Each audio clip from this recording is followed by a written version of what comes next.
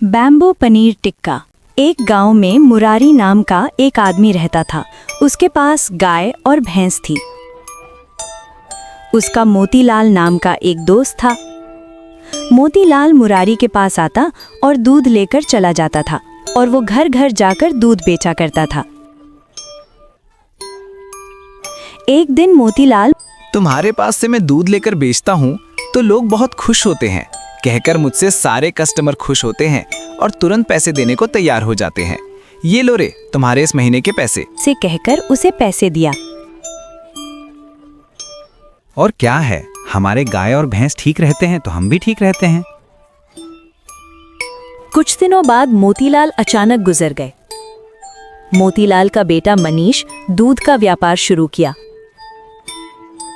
मनीष एक दिन मुरारी से, क्या अंकल, आपकी वजह से रोज सिरदर्द हो रहा है। कस्टमर खींच खींच कर रहे हैं, कह रहे हैं कि दूध बिल्कुल भी अच्छा नहीं और पैसे भी नहीं दे रहे हैं।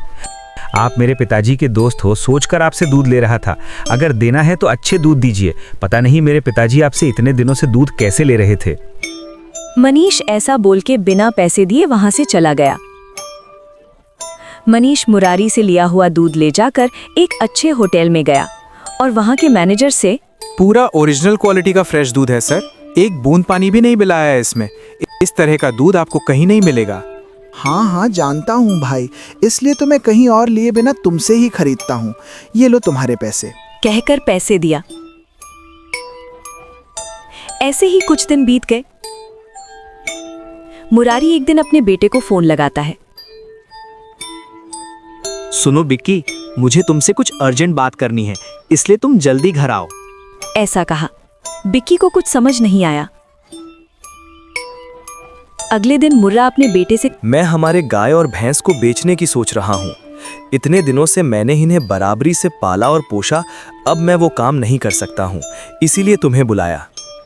तब बिक्की, क्या पिताजी, मैं अपना जॉब छोड़ के शहर से आया हूँ और आप तो गाय भैंस बेचने के लिए कह रहे हैं।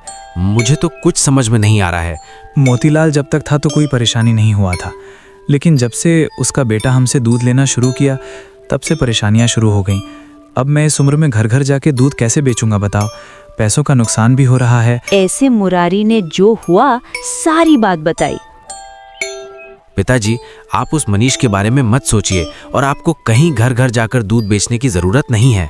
मैं एक उपाय आपको बताता हूँ। हम लोग इस दूध से पनीर बनाएंगे और सुना है शहर में पनीर टिक्का लोगों को बहुत पसंद है। हम इस पनीर से पनीर टिक्का की रेसिपी बनाकर बेचेंगे और खूब पैसे कमाएंगे।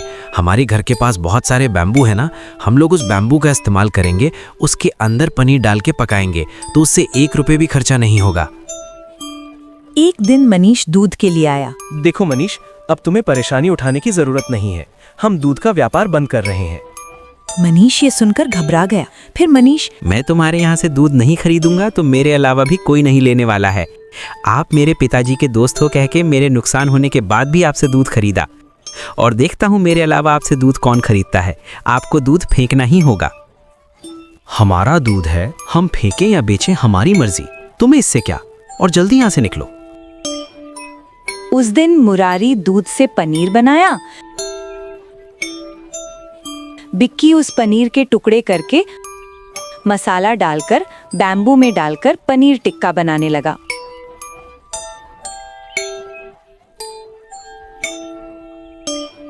उसे बेचना शुरू किया। वो बहुत स्वादिष्ट होने से भीड़ बढ़ने लगी और लोग दूर दूर से आने लगे। जल्द ही उनका व्यापार अच्छे से चलने लगा और खूब पैसे कमाने लगे।